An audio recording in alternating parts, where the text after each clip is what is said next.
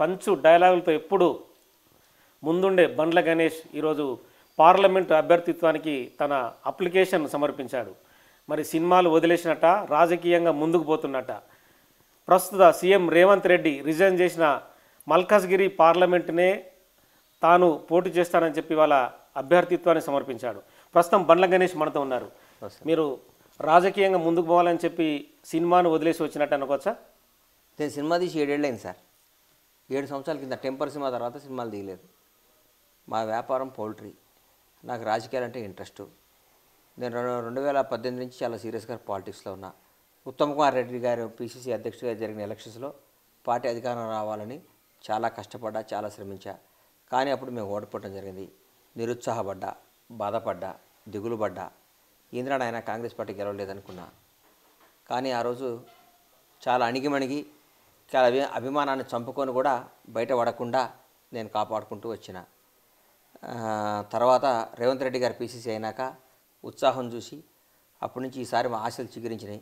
కాలక్రమేణా ఈసారి విక్టరీ కొడతాం రా నాయన, 100% కాంగ్రెస్ అధికారంలోకి వస్తాను నమ్మి రేవంత్ రెడ్డి గారి నాయకత్వంలో కాంగ్రెస్ పార్టీ అధికారంలో రావటానికి నా శక్తి మేర, నా స్థాయి మేర నేను పనిచేయడం జరిగింది.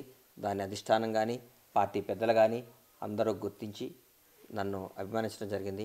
తెలంగాణ రాష్ట్రంలో ప్రపంచంలో ఎక్కడ తెలుగు వాళ్ళు ఉన్నా కానీ నేను చేసిన దానికి నన్ను ఎక్కడ పోయినా మీరు బాగా పనిచేశారంటుంటే నాకు తెలియని ఉత్సాహం. కానీ మన ఎమ్మెల్యే ఎలక్షన్లో కూడా పోటీ చేద్దాం అనుకున్నా కానీ నాకు అంతకుముందు నేను ఫస్ట్ పార్టీలో జాయిన్ అయినప్పుడు రాజేంద్ర నగర్ సీట్ అడగడం జరిగింది. అది పొత్తులో భాగంగా టీడీపీకి తీసుకోవడం జరిగింది. నాకు రాలేదు. నెక్స్ట్ టైం మొన్న అంటే మీరు రాజకీయాల్లో ఓనమాలు కూడా నేర్చుకోలేదు. సర్పంచ్ కానీ వార్డు మెంబర్ కానీ మిగతా అంటే ఎంపీటీసీ, జెడ్పీటీసీ, ఎమ్మెల్యేగా ఎక్కడ కూడా మీరు ఏ అటెండెన్స్ చేయలేదు.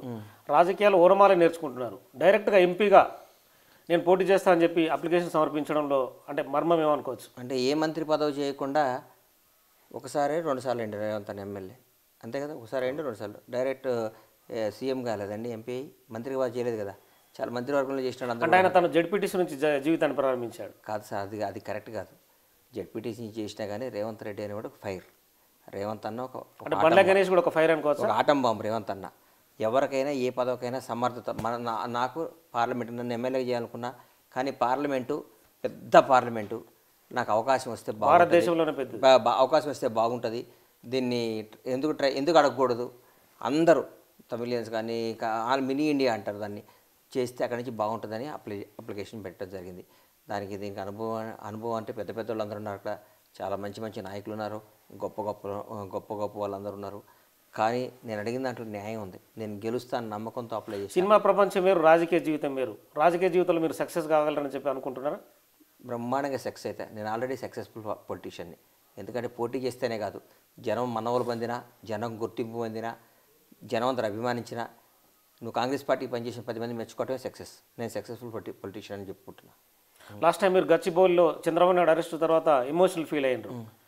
సో తెలంగాణలో పార్లమెంటు స్థానం కోసం మల్కాజ్గిరిని ఎంచుకున్నారు. పవన్ కళ్యాణ్ మీ అభిమాన హీరో, పవన్ కళ్యాణ్తో సినిమాలు చేశారు. ఈ ఈక్వేషన్స్ ఎట్లా చూడొచ్చు మీరు? చాలా బాగా క్వశ్చన్ వేసారు అన్న. ఫస్ట్ ఈ రోజుకి కూడా నాకు పవన్ కళ్యాణ్ గారు అంటే ప్రాణం. పవన్ కళ్యాణ్ గారు అంటే ఇష్టం.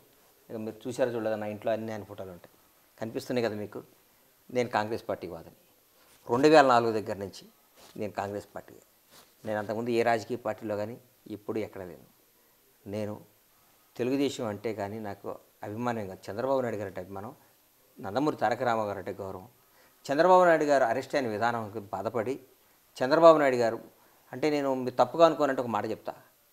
నేను నా సామాజిక వర్గాన్ని నేను అభిమానిస్తా, పక్క సామాజిక వర్గాన్ని గౌరవిస్తా, అందరినీ ప్రేమిస్తా.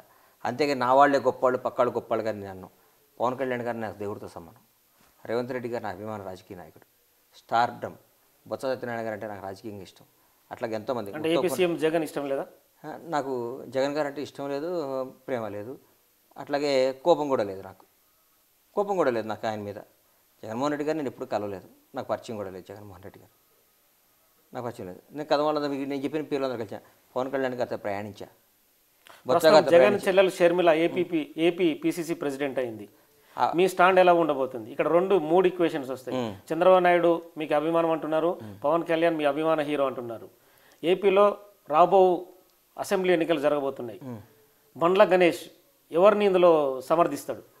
ఆంధ్ర రాజకీయాల గురించి నేను మాట్లాడను, కానీ అక్కడ షర్మిల గారు పీసీసీ పదవి చేపట్టిన దగ్గర నుండి నేను చూస్తున్నా వైసీపీ వాళ్ళు గజగజలాడిపోతున్నారు, గజగజలు వణికిపోతున్నారు వైసీపీ వాళ్ళు. ఈ కరెక్ట్ టైంలో మా కాంగ్రెస్ అధిష్టానం షర్మిల గారిని అక్కడ పీసీసీగా పెట్టడం అసలు డ్రై అయిపోతుంది, ఏం లేదనుకున్న కాంగ్రెస్ పార్టీకి ఉత్సాహం తీసుకొచ్చారు. కార్యకర్తలు ఒక తెలియని క్రేజ్ వచ్చేసింది. ఆవిడ మాట్లాడుతుంటే ప్రతి ఒక్క వైసీపీ నాయకులు అయితే అటెన్షన్ అయిపోయారు. అమ్మ ఈరోజు షర్మిల మేము మాట్లాడుతుందని చాలా ఆనందంగా ఉంది. నేను కాంగ్రెస్ వాదిని, ఫక్తు కాంగ్రెస్ మనిషిని. అట్లాగే నాకు చంద్రబాబు నాయుడు గారు అన్నా, పవన్ కళ్యాణ్ గారు కన్నా నా పర్సనల్గా వాళ్ళంటే నాకు గౌరవం. అంటే ఎలా ఉండబడుతుంది రిజల్ట్ ఏపీలో? జగన్ గారు అయితే ఉద్దండులు ఇక్కడ ఉన్నారు, అన్నా చెల్లెన్లు, అవతల పక్కన రాజకీయంగా ఉద్దండులు వైసీపీ అయితే గెలవదు అనుకుంటున్నా సార్ నేను. అంటే మీకున్న సమాచారం మేరకు వైసీపీ గెలవదు. నాకు చూస్తుంటే పరిణామాలు మీకు లెక్కలు కొన్ని నాకు లెక్కలు నా మనస్సాక్షి అది. షర్మిల గారు వచ్చినాక అక్కడ రాజకీయ సినారియం మారిపోయింది. ఆవిడ చేస్తున్న విధానం బ్రహ్మాండంగా ఉంది. ఆవిడ దూసుకుపోతున్న తత్వం చాలా బాగుంది. ప్రజలకు చాలా చేరువయ్యారు. ఆవిడ నడక, ఆవిడ మాట తీరంతా రాజశేఖర రెడ్డి గారు గుర్తొస్తున్నారు. రాజశేఖర రెడ్డి గారి కళ్ళగా మొన్నటి వరకు తెలంగాణలో ఆమె ఒక పార్టీని లీడ్ చేస్తూ వెళ్ళారు కదా, ప్రస్తుతం అక్కడికి డివైడ్ అయ్యి అక్కడి నుంచి మళ్ళీ ఇక్కడ రేవంత్ రెడ్డి గారు ఆరా ముందు, రేవంత్ రెడ్డి గారు పనితీరు ముందు, రేవంత్ రెడ్డి గారు స్పీడ్ ముందు ఇక్కడ అంతా ఫోకస్ అంతా మా తెలంగాణలో కాంగ్రెస్ పార్టీ మీద, రేవంత్ రెడ్డి గారి మీద, రేవంత్ రెడ్డి గారి నేతృత్వం పైన ఉండటం జరిగింది. కాబట్టి మేము అప్పుడు అనుకోలేదు. ఇప్పుడు మన షర్మిలమ్మ అక్కడ పోతున్న తీరు చూస్తుంటే చాలా ఆనందంగా అనిపించింది. సో ఇప్పుడు పార్లమెంట్ నుంచి మీరు మీ అప్లికేషన్ని మూవ్మెంట్ చేశారు అంటే ఏఐసిసి నుంచి మీకు ఏమన్నా మంచి సంబంధాలు ఉన్నాయా, లేకుంటే మీకు ఏమన్నా రేవంత్ రెడ్డి గారి నుంచి మీకు ఏమన్నా ఇన్పుట్స్ ఉన్నాయా? అంటే మీకు భరోసా టికెట్ ఇస్తారని నా మీద నాకు నమ్మకం ఉంది సార్. నమ్మకాలు రాజకీయంగా ఒక భరోసా ఉంటే, భరోసాలో దేనికి పనికిరానికి భరోసా ఉండని ఇస్తే గెలుస్తారా? భరోసాలు ఏముండవు. భరోసాకి నాకు రికమెండేషన్ క్యాండిడేట్ వద్దు సార్. ఎవరో రికమెండ్ చేస్తేనే, ఎవరో మెర్సీతో వద్దు. నాకు మెర్సీతో నాకు వచ్చే టికెట్ నేను తీసుకోను. బండ్ల గణేష్ పనికి వస్తారంటే టికెట్ తీసుకుని పోటీ చేస్తా. బండ్ల గణేష్ పని నన్ను మొత్తం కంప్లీట్ కానికుండా మీరు క్వశ్చన్లు వేస్తే నేను ఆన్సర్ ఇవ్వలేను. నన్ను మీరు అడిగినప్పుడు నేను మొత్తం చెప్పేదాకా మీరు ఏమడుకోవచ్చు. కాంగ్రెస్ పార్టీ గురించి నా మీద నాకు నమ్మకం ఉంది. నేను కాంగ్రెస్ పార్టీకి పనిచేసిన, కాంగ్రెస్ పార్టీకి నేను మంచి ఎంపీ క్యాండిడేట్ అనిపిస్తుంది. నాకంటే మంచి వాళ్ళు ఇచ్చినా నేను దానికి రియాక్ట్ అవ్వను. కానీ గెలవాలి, గెలిచేవాడు టికెట్ ఇవ్వాలి. నాకు అర్హత ఉంది కాబట్టి నేను అప్లై చేశాను. నాకు డెఫినెట్గా నన్ను ఆదరిస్తారు. అంతేగాని నాకు ఏఐసిసి పెద్దలతో ఇంకొకళ్ళ బ్లెస్సింగ్సో, ఇంకొకళ్ళ దయానో, ఇంకొకళ్ళ ప్రాప్తమో నాకు వద్దు. నేను గణేష్ నిలబడగలడు అని నమ్మకం ఉంటే పెద్దలు టికెట్ ఇస్తే నేను చేస్తా. కానీ నేను రికమెండేషన్ క్యాండిడేట్ని కాదు. జనంలోంచి జనం అందరు నమ్మితే నాకు టికెట్ వస్తుంది. టికెట్ వస్తే నేను పోటీ చేసి గెలుస్తాను. ఒకవేళ టికెట్ ఇవ్వకుంటే ఏం చేసి పని చేసుకుంటా కాంగ్రెస్ పార్టీకి. అంతేగాని టికెట్ ఇంకా అలిగి వెళ్ళిపోతా అవన్నీ ఉండవు నాకు. నేను కాంగ్రెస్ వాదిని, కాంగ్రెస్ పార్టీ మనిషిని. ఇచ్చినా ఇవ్వకున్నా టికెట్ ఇస్తారు నమ్మకం ఉంది. ఇవ్వకపోయినా అధిష్టానం ఏం చెప్తే అది చేస్తా. కానీ నేను ఎదురు తిరగటాలు, పంచాయతీలు పెట్టుకోవటాలు, స్టేట్మెంట్ ఇవ్వటాలు అవి ఏమి ఉండవు నాకు. బండ్ల గణేష్కు టికెట్ ఇస్తే కనుక సినిమా వల్ల తోడ్పాటు మీకు ఎలా ఉండబోతుంది? నా మీద నాకు నమ్మకం ఉంది. మా వాళ్ళందరూ ఆశీస్సులు ఉంటాయి. ప్రతి ఒక్కరు బండ్ల గణేష్ సినిమాలో ఒకటి గుర్తుపెట్టుకోండి సార్, సినిమా ఇండస్ట్రీ ఎవరు కాంగ్రెస్ పార్టీ తరఫున లేరు మొన్నటి వరకు. వాస్తవం ఇది. ఎవరూ మాట్లాడాలని కూడా అనుకోలేదు. ఎందుకంటే వాళ్ళ లిమిట్స్ వాళ్ళకు ఉంటాయి. వాళ్ళ గీత వాళ్ళకు ఉంటుంది. లిమిట్స్ అంటే వాళ్ళ ఊరికి అనవసరంగా ఎందుకు పెట్టుకోవాలి. కొందరికి ఇంట్రెస్ట్ ఉంటుంది, కొందరికి ఇంట్రెస్ట్ ఉండదు. కొందరికి ఇంట్రెస్ట్ ఉండొచ్చు రాజకీయాల్లో, కొందరు ఇంట్రెస్ట్ లేదు. కానీ ఈరోజు రేవంత్ రెడ్డి గారు గెలిచినాక వచ్చి మర్యాదపూర్వకంగా ఒక రాష్ట్ర ముఖ్యమంత్రిగా కలవాల్సిన బాధ్యత సినిమా రంగంపై ఉంది కాబట్టి అందరూ వచ్చి కలుస్తున్నారు. దాన్ని నేను తప్పుపట్టను. నేను రేవంత్ రెడ్డి గారు మేము కాంగ్రెస్ పార్టీ ప్రతిపక్షంలో ఉన్నా, అధికార పక్షంలో ఉన్నా, మేము చాలా డిప్పులో ఉన్నా, ఎక్కడున్నా నేను కాంగ్రెస్ పార్టీ. సినిమాకు రాజకీయానికి సంబంధం లేదు. సినిమా వాళ్ళందరూ వచ్చి నాకు సపోర్ట్ చేయాలని నేను అనుకోను. సినిమా అది ఒక అద్భుతమైన రంగం. సినిమా రంగం అనేది చాలా అందరూ మంచివాళ్ళే. ఎవరి అభిప్రాయం వాళ్ళది. నేను దేవుళ్ళ భావించాను. ఒక ఆంధ్రాలో ఒక పార్టీ పెట్టుకొని బ్రహ్మాండంగా చూసుకుంటున్నాడు. నేను పోయి జాన్సన్లో జాయిన్ కాలేదు కదా. నాకు పవన్ కళ్యాణ్ కంటే ఎవరు ఎక్కువ కాదు సార్. నా మనస్సాక్షి నేను చెప్తున్నా. కానీ నేను జనసేన చేయను. నేను రాజకీయంగా కాంగ్రెస్ పార్టీ, అది నా ఇష్టం. అంతేగాదా నేను నేను నేను ఒక సినిమా వాళ్ళు వచ్చి నాకు సపోర్ట్ చేయాలి నేను ఎందుకు అనుకుంటా. పవన్ కళ్యాణ్ గారికే సినిమా వాళ్ళు పోయి సపోర్ట్ చేయలేదు సార్. నాకు పవన్ కళ్యాణ్ కంటే నాకు ఎక్కువ ఏం కాదు కదా. ఎంతోమంది ఉద్దండులు మల్కాజ్గిరి టికెట్ ఆశిస్తున్నారు. బండ్ల గణేష్ ఉద్దండు అంటే ఒక పేరు చెప్పండి, ఎవరు ఆశిస్తున్నారు? ఇప్పుడు అంటే ప్రస్తుతం ఎమ్మెల్యేగా పోటీ చేసిన వాళ్ళు ఎవరు పేరు చెప్పండి సార్ అంటున్నా. మిగతా వాళ్ళు చాలా మంది ఇప్పుడు ఎవరు ఒక పేరు చెప్పాలి. మీరు ఉద్దండులు అన్నారు, మీరు ఎవరు ఒక పేరు మధుయాష్కి లాంటి నేతలు ఉన్నారు. మదన్ అడిగాను, చేయను అన్నాడు.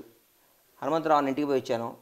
అన్న మీరు అప్లై చేస్తే నేను చేయను. హనుమంతరావు గారు నన్ను మీరు అడిగారు, నేను ఆన్సర్ ఇస్తున్నా. హనుమంతరావు అని అడిగాను, నేను చేయను గణేష్ భాయ్, నువ్వు చెయ్యి, నీకు నేను పూర్తి సహకారం అందిస్తాడు.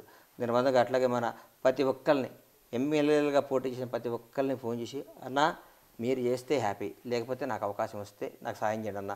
ప్రతి ఒక్కళ్ళు హార్ట్గా మనస్ఫూర్తిగా స్వాగతం చెప్పారు అందరు.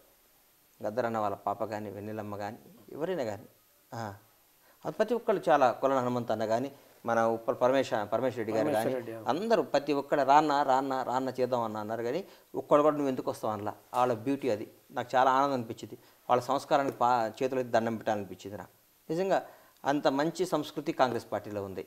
అంతేగాని దానికి మాకు నువ్వు యొక్క ఉద్దండలు ఎవరైనా ఆశించి నాకంటే మంచివాడు వచ్చి కాంగ్రెస్ పార్టీకి లాభం అవుతుంది, కాంగ్రెస్ పార్టీకి గెలవాలి, నా బాగుంటుందని ఆశిస్తే నేను దేనికైనా పార్టీ ఏం చెప్తే చేస్తాను. అక్కడ అంత బీఆర్ఎస్ ఎమ్మెల్యేలు ఉన్నారు, ఉప్పల్ కానీ. అందుకనే కదా నేను ఎన్నుకుంది, అందుకనే మాజీ మంత్రి మల్లారెడ్డి గాని, అందుకనే నేను ఎన్నుకున్నా. ఆ ఉద్దండుల నుంచి మీరు బయటపడాలని అనుకుంటున్నా?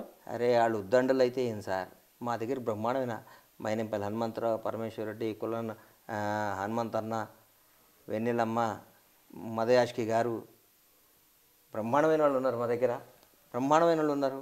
వీళ్ళందరూ ఏంది ఆ రోజు రాజకీయంలో వాళ్ళు ఓడిపోవచ్చు. ఇలా హైదరాబాద్లో లాస్ట్ టైం ఆయన మైనంపల్లి హనుమంతరావు గారు హైదరాబాద్ మేయర్ ఫస్ట్ ఎలక్షన్ జరిగినప్పుడు మేయర్ ఎలక్షన్ తీసుకోవడానికి ఆయన ముఖ్య కారకుడు.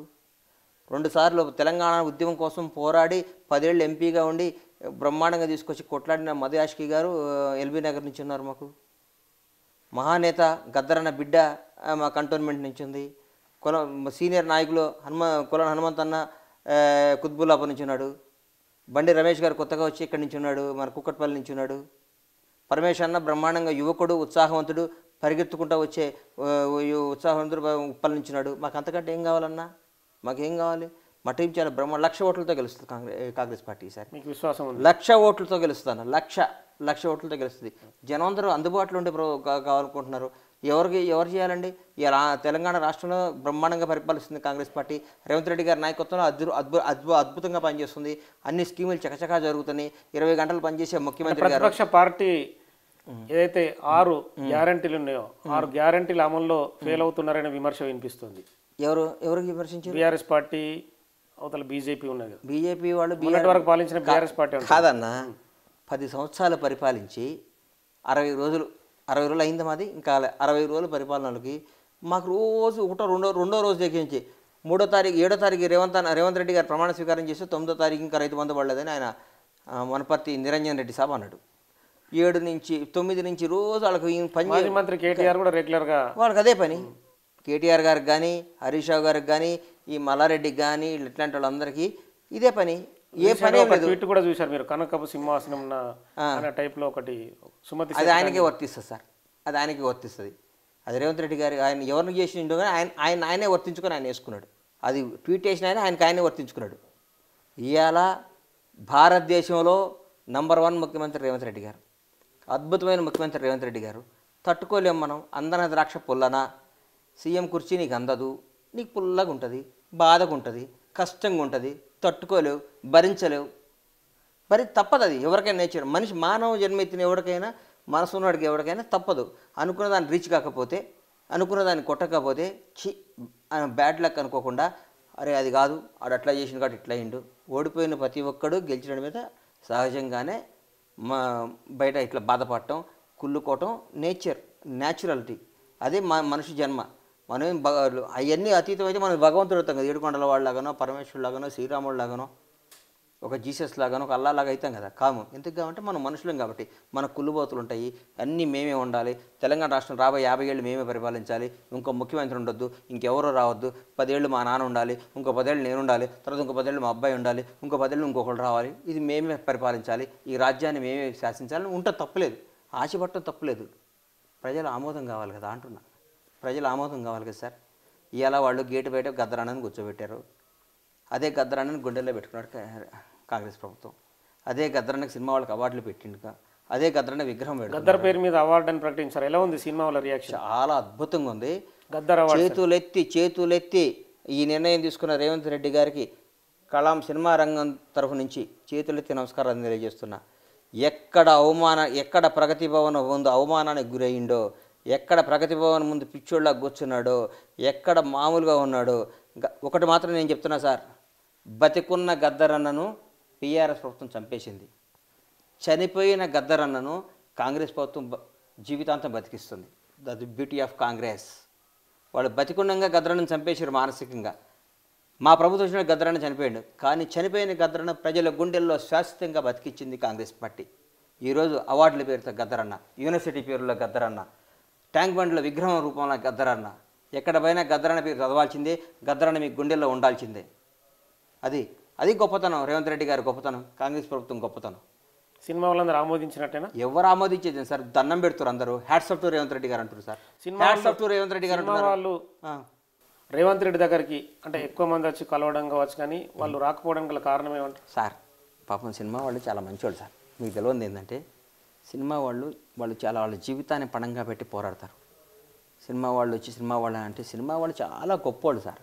సినిమా రంగంలో పుట్టి పెరిగినవాడిని చెప్తాను. నా 15 సంవత్సరాల నుంచి నాకు ఇప్పుడు 50 ఏళ్ళు, 35 సంవత్సరాలు సినిమా రంగంతో సంబంధం ఉన్నాను. సినిమా వాళ్ళు ఎందుకంటే మన పని అది కాదు కదా, మన పని ఇది కాదు కదా, మనం బతుకుతాం. ఒక అద్దాల మేడలో ఉండి బతికేవాళ్ళు వాళ్ళు పాపం. మీరు సినిమా వాళ్ళు సీఎం గారిని కలవలేదు, వాళ్ళ బాధలు వాళ్ళకి. ఇవాళ సీఎం గారు వచ్చిన అందరూ కలిసిరు కదా సార్. చిరంజీవి గారు కానీ, వెంకటేష్ గారు కానీ, నాగార్జున గారు కానీ, బాలకృష్ణ గారు కానీ, ప్రతి ఒక్కరు వచ్చి రేవంత్ రెడ్డి గారిని ముఖ్యమంత్రి హోదాలు వచ్చి దండం పెట్టిపోయారు, గౌరవించారు. వాళ్ళకు చాలా సమస్యలు ఉంటాయి. ఒక సినిమా రూపొందించాలంటే 24 క్రాఫ్ట్లని హోల్డ్లో పెట్టుకొని ఏ క్రాఫ్ట్లో ఏ ట్రాక్ తప్పినా కానీ సినిమా ఇబ్బంది అవుతుంది. సినిమా వాళ్ళని ఊరికే సినిమా వాళ్ళు పడే కష్టం చాలా గొప్ప కష్టం సార్. వాళ్ళు పడే శ్రమ చాలా గొప్పది. వాళ్ళకి రాజకీయాల్లో ఇప్పుడు నాలాంటి ఉన్నాడు, నేను రాజకీయ నాయకుడు, సినిమా రంగం నుంచి రాజకీయాల్లోకి వచ్చా, నన్ను తిట్టండి, నాతో గొడవ పడండి, నేను మాట్లాడతా. చాలామంది సినిమా పని, వాళ్ళ జీవితం సినిమానే. ఇప్పుడు ఎవరు ముఖ్యమంత్రి అంటే ముఖ్యమంత్రి పదవి గౌరవించి వాళ్ళు వచ్చి కలిసిపోతారు. అంతేగాని మొన్నటిదాకా రేవంత్ రెడ్డిని కలవలేదు, ఇవాళ ముఖ్యమంత్రి వచ్చి ఈ కొడుకులు దొంగోలరా అంటే నేను ఒప్పుకోను. అది వాళ్ళ డ్యూటీ కాదు, వాళ్ళ బాధ్యత కాదు. వాళ్ళు ముఖ్యమంత్రి పదవి గౌరవిస్తున్నారు, ఏ పార్టీ ఉంటే వాళ్ళని ఆమోదిస్తున్నారు. సినిమా వాళ్ళది అధికార పార్టీ. సినిమా వాళ్ళకి ఎప్పుడు ఏ రాజకీయ పార్టీ లేదు, సినిమా వాళ్ళకి అధికార పార్టీ. వాళ్ళు ఏ పార్టీ అధికారంలో ఉంటే ఆ పార్టీని వాళ్ళు బాగుంటాం, వాళ్ళ బాధ్యత, వాళ్ళ ధర్మం. అంతేగాని సినిమా వాళ్ళని ఒక పార్టీ కొందరు ఉండొచ్చు. ఇప్పుడు నేను మా పవన్ కళ్యాణ్ జనసేన అధ్యక్షుడు, తప్పులేదు, ఆయన పార్టీ అది. నేను కాంగ్రెస్ పార్టీ కార్యకర్తనో నాయకుడినో. రకరకాల రోజా గారు వైసీపీ మంత్రి, అటు సినిమా, ఆలీ గారు వైసీపీ, అట్లా ఎవరి అభిప్రాయం వాడిది. కానీ అవన్నీ పక్కన పెట్టి సినిమా అనేది మా జీవితాన్ని పక్కన పెట్టి, అది కాకుండా అది వేరు కాబట్టి సినిమా వాళ్ళని ఒక దాటి మీద కట్టి వాళ్ళు ఎవడ అధికారులు ఉంటే వాడితోనే బాగుంటారు, ఎవడ అధికారులు ఉంటే వాళ్ళని కలుస్తారు, ఎవడ అధికారులు ఉంటే ముఖ్యమంత్రి దండం పెడతారంటే అది తప్పు కాదు, అది వాళ్ళ బాధ్యత. సినిమా వాళ్ళని ప్రతి ఒక్కళ్ళు గౌరవించాలని నేను కోరుకుంటున్నా. కాంగ్రెస్ పార్టీ తరఫున ఒక సినిమా వాడిగా, ఒక సినిమా నటుడిగా, ఒక సినిమా నిర్మాతగా ప్రతి ఒక్కళ్ళు గౌరవించాలి సినిమా వాళ్ళని. సినిమా బతుకు చాలా అందమైన బతుకు సార్. వాళ్ళు చాలా కష్టాలతో కూడుకొని శ్రమను వాళ్ళ ఊరికే మాటలు చెప్తే రావు సార్.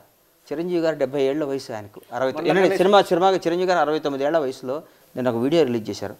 సినిమాకి వస్తున్నాను విపరీతంగా ఎక్సైజ్ చేస్తూ, కష్టపడుతూ, మాట్లాడుతూ. ఊరికి ఎందుకు వస్తుంది సార్ సక్సెస్? ఊరికి ఎందుకు వస్తుంది? సినిమా రేట్లో 1% సక్సెస్ అన్న, 1%, ఓన్లీ 1% సక్సెస్. సినిమాని గౌరవిస్తా, సినిమాని ప్రేమిస్తా, సినిమా కోసం ప్రాణం ఇస్తా. సినిమాలో వదిలేస్తున్నా బండ్ల గణేష్ రాజకీయంగా ముందుకెళ్తాడు. నా వ్యాపారం, నా వృత్తి సినిమా తీయటం. నా వృత్తి సినిమాలో గ్యాప్ రావచ్చు, నేను అద్భుతమైన సినిమాలు తీస్తా. నా రాజకీయం అంటే ఇంట్రెస్ట్, రాజకీయం మీద సేవ చేద్దామని వచ్చిన, కానీ సినిమాని మర్చిపోను. నా శ్వాస, నా ధ్యాస కూడా సినిమానే. నాకు రాజకీయం ఎంతో, సినిమా కూడా అంతే. అంటే మీరు మల్కాజ్గిరి పార్లమెంట్ నుంచి కంటిన్యూ అవుతారు. మీరు పార్లమెంట్ అభ్యర్థిగా పోటీ చేసి గెలుస్తా, అక్కడ ప్రజాసేవ చేస్తా. భగవంతుడి దయవల్ల అన్నీ మంచి జరగాలని, అన్నీ బాగుండాలని మీరు ఆశీర్వాదం అందరూ మీ ద్వారా ఆశీస్సులు కోరుకుంటున్నా. థ్యాంక్స్ అండి బండ్ల గణేష్ గారు. నమస్తే అన్న.